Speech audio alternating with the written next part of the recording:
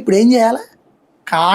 కాటాలు ఈ బియ్యం ఓ 20 కిలోలు కాటాలో వేసి 5 కిలోలు చొప్పున కనీసం కాటాలో వేసి వీళ్ళకి ఇయ్యాలి. ఈ ఇవ్వడానికి ఒళ్ళు హోనం అయిపోద్ది. ఓపిక లేవు వాళ్ళ రోజున.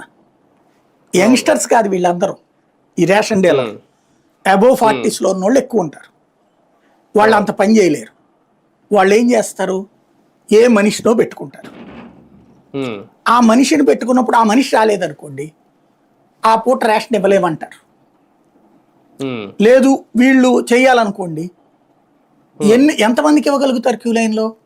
గవర్నమెంట్ ఇచ్చిన టైమింగ్లో ఓ 15 మందికి. ఎందుకంటే కనీసం ఆ బియ్యం మూట ఓపెన్ చేయాలి.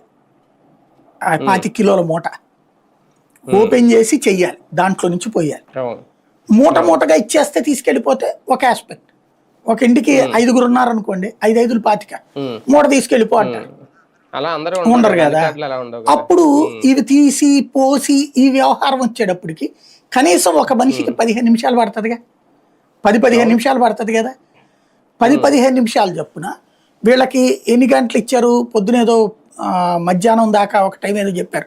రోజుకి పొద్దున 4 గంటలు, సాయంత్రం 4 గంటలు, 8 గంటలు. 8 గంటల్లో 8 4 32 మందికి ఇవ్వగలుగుతారు. బాగా కష్టపడితే